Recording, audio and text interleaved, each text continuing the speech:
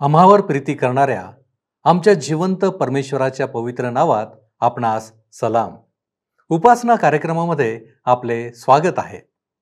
प्रियानो, येशूने अगोदरच शिष्यांना सांगितले होते की मी जातो, पण तुमच्यासाठी मी कैवारी पाठवतो. आणि त्याची प्रचिती शिष्यांना पेंटेकॉस्टच्या दिवशी आली. तो अनुभव त्यांनी घेतला. तो अगदीच वेगळा असा होता. शिष्य पवित्र आत्म्याने परिपूर्ण झाले आणि आत्म्याने जसजशी त्यांना वाचा दिली तसतसे ते निरनिराळ्या भाषातून बोलू लागले. त्यावेळेस पेत्राने पुनरुत्थानाचा संदेश दिला. प्रियानो, आम्हाला या गोष्टी विश्वासाच्या चष्म्यातून पाहणे आवश्यक आहे. तर मग चला प्रियानो, आपण आपल्या अध्ययनाची सुरुवात करूया. श्रोत्यानो, आम्ही प्रेषितांची कृत्ये ह्या पुस्तकाचं अध्ययन सुरू केलेलं आहे. पहिला अध्याय संपवून दुसऱ्या अध्यायात आम्ही प्रवेश केलेला आहे. आम्ही पाहिलं होतं श्रोत्यानो की पेंटेकॉस्ट म्हणजे 50वा दिवस आला तेव्हा ते सर्व एकत्र जमले होते. करिंथकरास पहिले पत्र 12वा अध्याय आणि 13वे वचन सांगतं, आपणा सर्वांना एक शरीर होण्याकरिता एका आत्म्यात बप्तिस्मा मिळाला आहे आणि आपण सर्व एकाच आत्म्याने संचारित झालो आहो. यहुदी असो अगर हेलेनी, दास अथवा स्वतंत्र, सर्व एक झालो. श्रोत्यानो, पेंटिकॉस्टच्या दिवशी पवित्र आत्म्याच्या सेवेची सुरुवात झाली. पेंटिकॉस्टच्या दिवसाची पूर्णता त्या दिवशी झाली. जेव्हा पेंटिकॉस्टचा दिवस आला, ह्याचा अर्थ असा नव्हे की तेव्हा दुपारचे 12 किंवा सकाळचे 7 किंवा दुपारचे 2 वाजले होते. तर ह्याचा अर्थ असा की जो पेंटिकॉस्ट इस्रायली लोक पिढ्यानपिढ्या पाळीत होते तो त्या दिवशी पूर्ण झाला. दुसरा अध्याय आणि दुसरं वचन सांगतं, अकस्मात मोठ्या वाऱ्याचा सुसाट्यासारखा आकाशातून नाद झाला व ज्या घरात ते बसले होते ते सर्व त्याने भरले. आता मी आपले लक्ष फार महत्त्वाच्या गोष्टीकडे वेधू इच्छित आहे. श्रोत्यानो, जेव्हा पवित्र आत्म्याचे आगमन झाले तेव्हा तो दिसत नव्हता, तरी सुद्धा 2 प्रकारे त्याने आपली उपस्थिती प्रकट केली. प्रत्येक मानवाला 2 मार्गांनी कुठलीही सूचना मिळते, एकतर कानाद्वारे आणि दुसरे डोळ्याद्वारे. आम्ही ऐकतो आणि पाहतो. पवित्र आत्म्याने ह्या दोहोंचा उपयोग केला.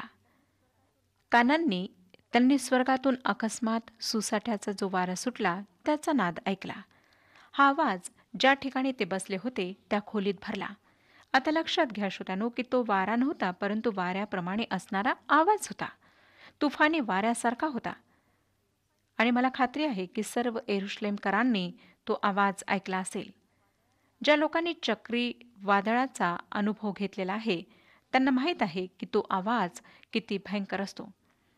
कोणा एका व्यक्तीने सांगितले आहे की 10,000 आगगाड्या जर एकत्रित आल्यात तर जो भयंकर आवाज होईल तशा प्रकारचा तो आवाज होता. दुसरा अध्याय आणि 3रं वचन सांगतं, आणि वेगवेगळ्या होत असलेल्या अग्नीच्या जिभांसारख्या जिभा त्यांना दिसल्या व प्रत्येकावर त्या एकाएक अशा बसल्या. पुन्हा मी आपले लक्ष ह्याकडे वेधू इच्छिते. अग्नीच्या जिभासारख्या जिभा दिसल्या. तो अग्नी नव्हता, परंतु अग्नीसारख्या त्या दिसत होत्या. हे डोळ्यांनी दिसणारे दृश्य होते. म्हणून पेंटिकॉस्टच्या दिवशी जेव्हा मंडळीवर पवित्र आत्मा उतरला, ख्रिस्ताच्या देहात त्यांना बप्तिस्मा देत होता, हे सर्व कानांना व डोळ्यांना ऐकू येणारे आणि दिसणारे होते. ह्याला अग्नीच्या बप्तिस्म्याशी मिसळू नका. अग्नीचा बप्तिस्मा जो न्याय आहे तो अद्यापी यायचा आहे. प्रकटीकरणाच्या पुस्तकात परमेश्वराचा क्रोध स्वर्गातून प्रगट होईल असे सांगण्यात आले आहे. तो अग्नीचा बप्तिस्मा आहे. ज्या व्यक्तीचा पवित्र आत्म्याद्वारे बप्तिस्मा होत नाही त्या व्यक्तीचा अग्नीने बप्तिस्मा होईल, अर्थात त्या व्यक्तीचा न्याय होईल. अग्नीचा बप्तिस्मा त्या लोकांकरिता आहे ज्यांनी येशू ख्रिस्ताला तारणारा म्हणून नाकारले आहे. एका वक्त्याचे प्रवचन मी नेहमी ऐकत असे.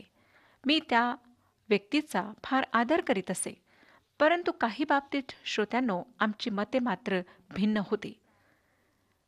ते नेहमी प्रार्थना करीत की अग्नीचा वर्षाव आमच्यावर होऊ दे. मी मात्र प्रार्थना करीत असे की हे देवा, कृपा करून आमच्यावर अग्नीचा वर्षाव होऊ देऊ नको. श्रोत्यानो, अग्निवर्षाव हा आमचा न्याय काळ आहे. अग्नी भस्म करणार आहे आणि हा काळ, हा न्याय अद्याप यायचा आहे. 4थं वचन पहा काय सांगतं.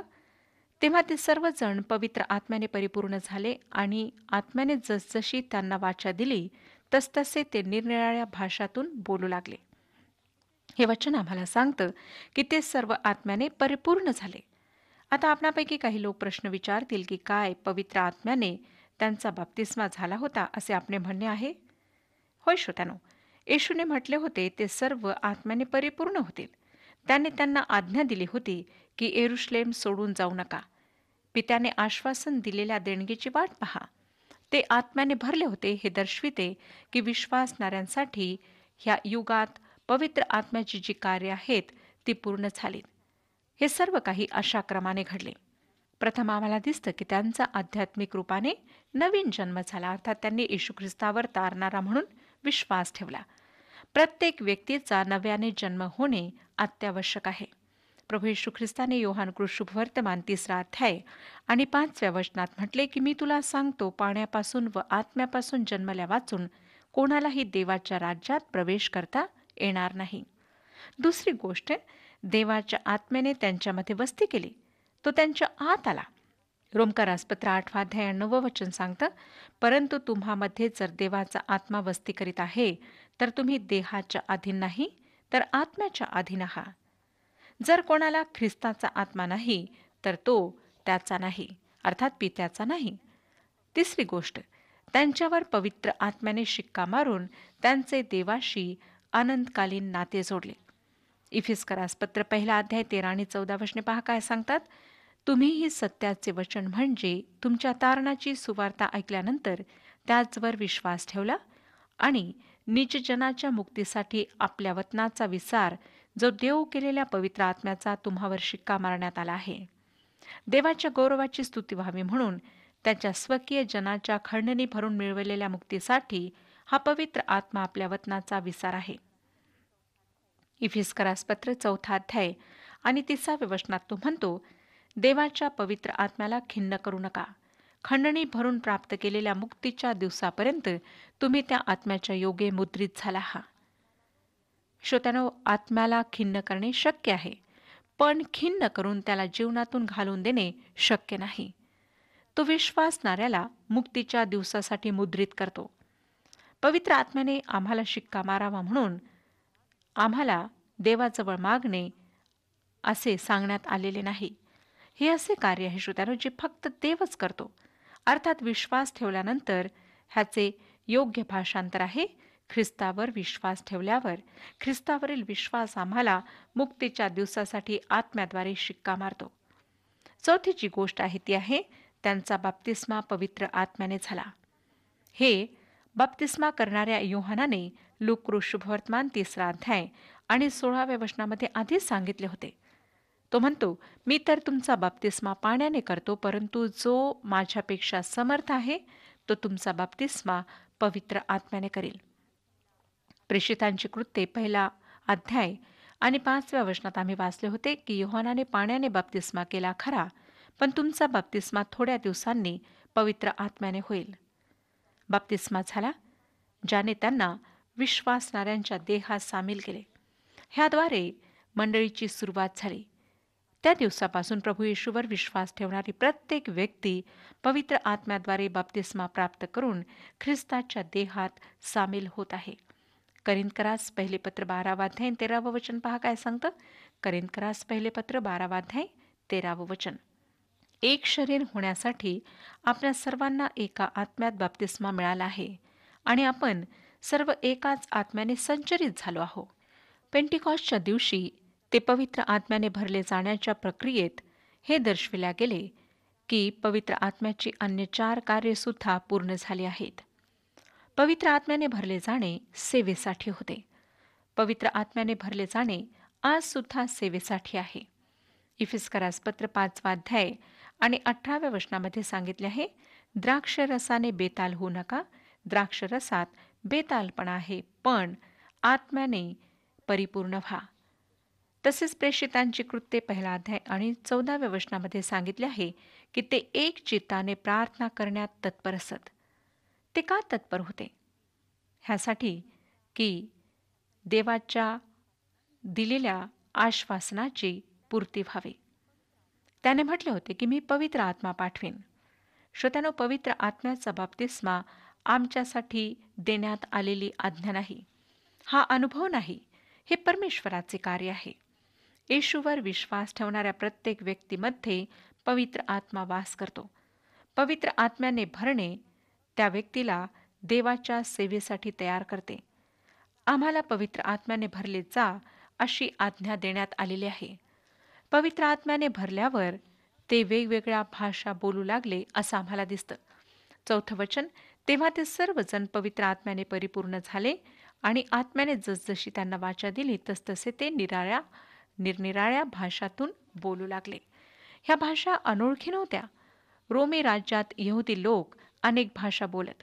पेंटेकॉस्टच्या दिवशी येरुशलेममध्ये रोमी प्रांतातून अनेक लोक आराधनेसाठी आलेले होते. आपल्याला आठवत असेल श्रोत्यानो की वर्षातून 3 वेळा सर्व पुरुषांना सणांसाठी येरुशलेममध्ये 3 वेळा जावे लागे. अनेकांना हिब्रू भाषा येत नव्हती, परंतु ही काही असाधारण गोष्ट नव्हती. आज अनेक लोकांना, यहुदी लोकांना हिब्रू भाषा येत नाही. पेंटेकॉस्टची पुनरावृत्ती पुन्हा होणे शक्य नाही आणि ती होणारही नाही. पवित्र आत्मा पेंटेकॉस्टच्या दिवशी उतरला. पवित्र आत्मा यावा म्हणून आम्ही देवाजवळ प्रार्थना करू शकत नाही किंवा त्याच्याजवळ मागू शकत नाही किंवा पवित्र आत्मा येण्यासाठी आग्रह सुद्धा करू शकत नाही. कारण पवित्र आत्मा येथे आमच्या सोबत आहे, आमच्या मध्ये आहे. ज्यांनी विश्वास ठेवलेला आहे त्यांच्यामध्ये पवित्र आत्मा वास करीत आहे.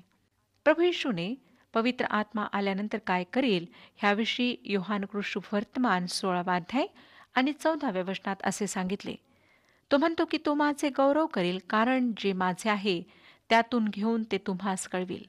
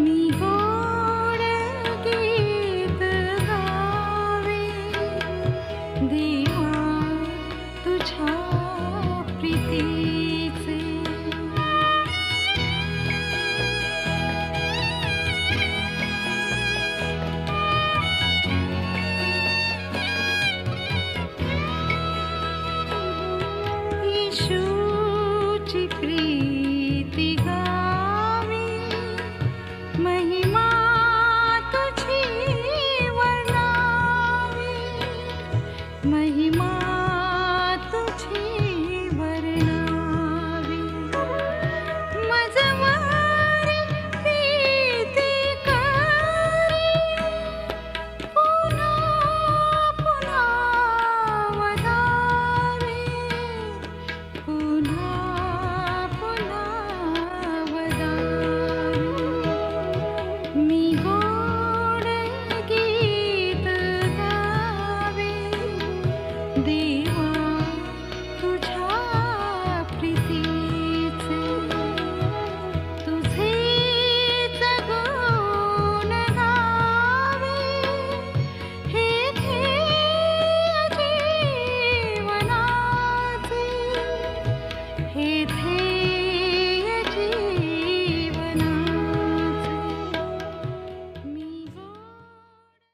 आता आम्हाला दिसतं श्रोत्यानो की प्रभू येशूचे हे शिष्य गलिली होते.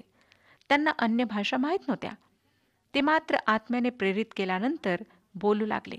आत्म्याने त्यांना बोलण्याची शक्ती दिली, सामर्थ्य दिले. 5वं वचन पहा. त्यावेळेस आकाशाखालच्या प्रत्येक राष्ट्रातील भक्तिमान यहुदी यरुशलेमेत राहत होते.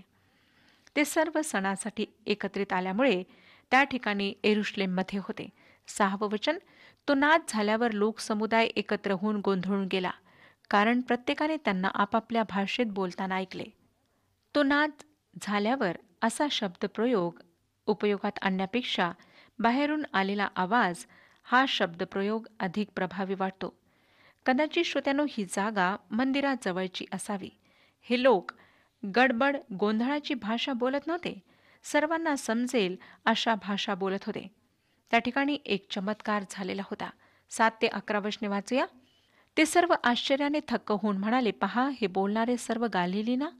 तर आपण प्रत्येकजण आपापली जन्मभाषा ऐकतो, हे कसे? पार्थी, मेदी, एलामी, मेसेपटोमा, यहुदिया, कपुदुकिया, पंत, आसिया, फ्रुगिया, पंफुलिया, मिसर व कुरणेच्या जवळचा लिबुवा देश ह्यात राहणारे यहुदी व यहुदीय मतानुसारी असे रोमन प्रवासी, क्रेतीय, अरब असे आपण त्यांना आपापल्या भाषात देवाची महत्कृत्ये सांगताना ऐकतो. येथे श्रोत्यानो 3 खंडातील लोक आम्हाला दिसतात. अर्थात अनेक भाषा बोलणारे आणि बोली बोलणारे लोक त्या ठिकाणी होते. पण लोक समजू शकतील अशा त्या सर्व भाषा होत्या. 12वं वचन. तेव्हा ते सर्व विस्मित होऊन व गोंधळून जाऊन एकमेकास म्हणाले, हे काय असेल? ते दिग्मुख झाले. हा शब्द मला वाटतं की फार चांगला आहे. काय होत आहे हे त्यांना कळत नव्हते. 13वं वचन.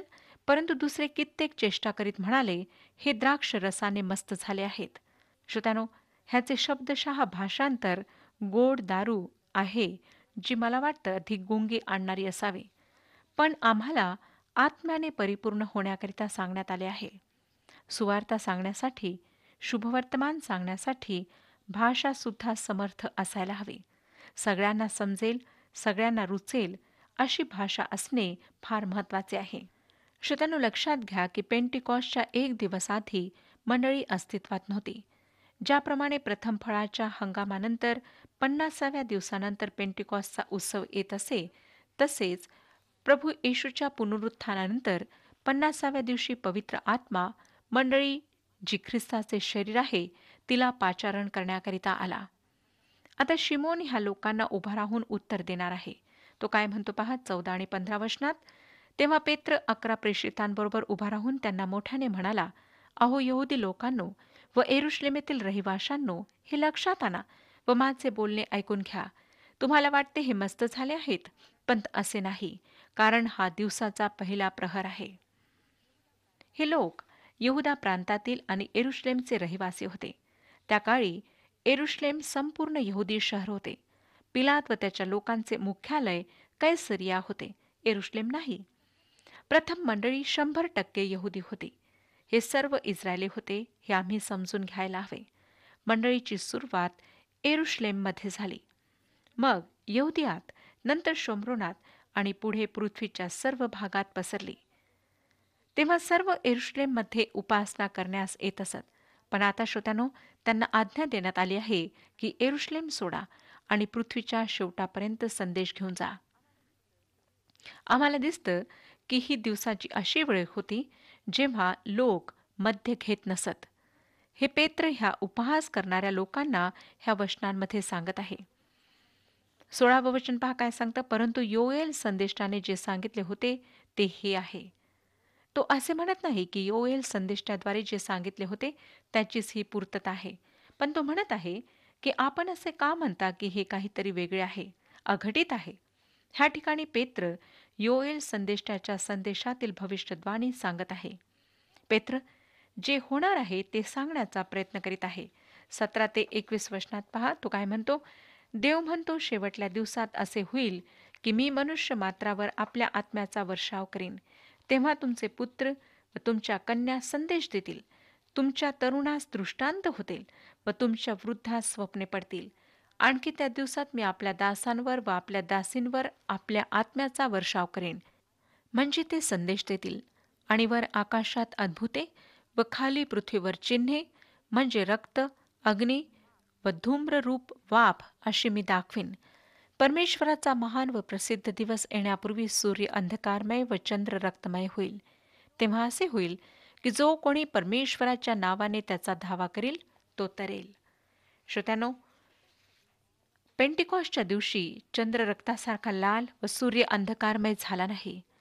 ख्रिस्ताला वधस्तंभावर खिळण्यात आले तेव्हा पृथ्वीवर 3 तास अंधार पडला असं आम्हाला वाचायला मिळतं. पण पेंटिकॉस्टच्या दिवशी तसे काही घडले नाही. पेत्र सांगत आहे की पवित्र आत्म्याचा वर्षाव तुमच्याकरिता अघटित नाही. योएल संदेशाने हे सर्व सांगितलेले आहे आणि ते घडणारच. योएलचे पुस्तक 2 अध्याय 28 ते 32 वचने आजपर्यंत पूर्ण झालेली नाहीत. योएलच्या पुस्तकात आम्हाला आढळते की तो देवाच्या दिवसाविषयी बोलत होता. देवाचा दिवस महान संकट व क्लेशाद्वारे सुरू होणार आहे. तो 1000 वर्षाच्या काळापर्यंत राहील. योएलच्या 3 अध्यायात देवाचा दिवस त्याने 5 वेळा उल्लेखलेला आहे. तो म्हणतो ते लढाईचे दिवस व पृथ्वीवरील न्यायाचे दिवस असणार आहेत. त्याची पूर्तता अद्याप झालेली नाही. आणि आता तो मुख्य विषयाकडे पुढच्या वचनांमध्ये वळणार आहे. 22व्या वचनात तो म्हणतो, अहो इस्रायल लोकांनो, ह्या गोष्टी ऐका. नासोरी येशूच्याद्वारे देवाने जी महत्कृत्ये, अद्भुते व चिन्हे तुम्हाला दाखविली, त्यावरून देवाने तुम्हाकरिता पटविलेला असा तो मनुष्य होता, ह्याची तुम्हाला माहिती आहे. श्रोत्यानो, चमत्कार एका विशेष उद्देशाकरिता झालेत, आश्चर्ये दुसऱ्या उद्देशाकरिता आणि चिन्ह वेगळ्या उद्देशाला समोर ठेवून दाखविण्यात आलीत. ह्या 3 क्षेत्रात आमचा प्रभू येशू कार्यरत होता. नंतर 23 आणि 24 वचने पहा. तो देवाच्या ठाम संकल्पानुसार व पूर्वज्ञानानुसार तुमच्या स्वाधीन झाल्यावर तुम्ही त्याला धरून अधर्म्यांच्या हातांनी वधस्तंभावर खिळून मारले. त्याला देवाने मरणाच्या वेदनांपासून सोडून उठविले, कारण त्याला मरणाच्या स्वाधीन राहणे अशक्य होते. पेत्र म्हणतो, जे घडले आहे ते देवाच्या योजनेच्या विरुद्ध नव्हते. ती देवाची योजना होती. देवाने अचानकपणे ते केले नाही. तरीसुद्धा मानव ह्यामुळे त्याच्या जबाबदारीतून सुटत नाही हे तो स्पष्ट करतो. प्रभू येशू ख्रिस्ताला वधस्तंभावर खिळण्याकरिता तुम्ही आणि मी जबाबदार आहोत. पुष्कदा श्रोत्यानो, आम्हाला असं वाटतं की ते रोमी लोक येशू ख्रिस्ताला वधस्तंभावर खिळण्याकरिता जबाबदार होते, किंवा यहुदी लोक, परुषी लोक, शास्त्री लोक. परंतु लक्षात ठेवा की तुम्ही आणि मी सुद्धा तितकेच जबाबदार आहोत. आम्ही आमच्या रोजच्या जीवनाच्याद्वारे प्रभू येशूला वधस्तंभावर खिळतो. पेत्र ख्रिस्ताच्या पुनरुत्थानाचा प्रचार करीत आहे. त्याने स्तोत्रसंहिता 16 अध्याय 8 ते 10 वचने सांगितलेत. ह्याचा मला आनंद वाटतो. तो म्हणतो, दावीद त्याच्याविषयी असे म्हणतो, मी परमेश्वराला आपणापुढे नित्य पाहिले आहे. मी ढळू नये म्हणून तो माझ्या उजवीकडे आहे.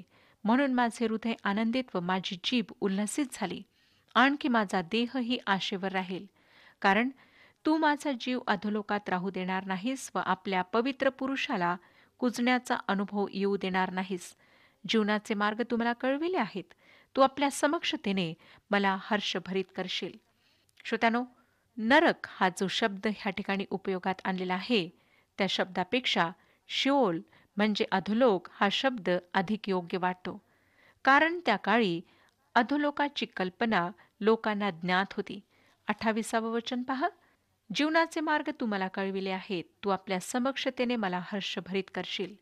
स्तोत्र 16 मध्ये दावीद राजा प्रभूच्या पुनरुत्थानाविषयी बोलतो. त्याची पूर्तता झाली आहे. ह्या स्तोत्राचे स्पष्टीकरण शिमोन पेत्राने दिले, जो पवित्र आत्म्याने त्यावेळी भरलेला होता. 29वं वचन. बंधुजन हो, कुलाधिपती दावीद ह्याच्याविषयी मी तुम्हाबरोबर प्रशस्तपणे बोलतो. तो मरण पावला, पुरला गेला व त्याची कबर आजपर्यंत आपल्यामध्ये आहे. पेत्र मंदिराच्या परिसरात उभा होता. तो दाविदाच्या सिंहासनाकडे बोट दाखवू शकत होता आणि दावीद स्वतःविषयी बोलत नव्हता, कारण त्याचे अवशेष त्या डोंगरावर होते. त्याला कुजण्याचा अनुभव आला होता, परंतु तो अशा प्रभूविषयी बोलत होता ज्याला कुजण्याचा अनुभव आला नाही, तर त्याला मरणातून उठवण्यात आले. लक्षात घ्या श्रोत्यानो, की इतक्या वर्षे आधी दावीद राजा प्रभू येशू ख्रिस्ताविषयी बोलत होता आणि त्याला हे पवित्र आत्म्याने सांगितले आणि अशा प्रकारची भविष्यद्वाणी येशू ख्रिस्ताविषयी त्या काळात करण्यात आली आणि ही भविष्यद्वाणी पूर्ण झाली. प्रभू येशू ख्रिस्त ह्या जगात आला. त्याने आपला प्राण वधस्तंभावर दिला, परंतु त्या कबरेमध्ये तो राहिला नाही. तिसऱ्या दिवशी पुन्हा उठला, स्वर्गामध्ये गेला आहे आणि आम्हाला घेण्याकरिता पुन्हा वापस परतणार आहे. काय ह्या येशू ख्रिस्तावर आपण विश्वास ठेवला आहे? प्रभू परमेश्वर आपणा सर्वांस आशीर्वाद देव. हा कार्यक्रम आपणास आवडला काय? आता आम्हाला एक मिस कॉल करा आणि आपण पुढील विजेता होऊ शकता.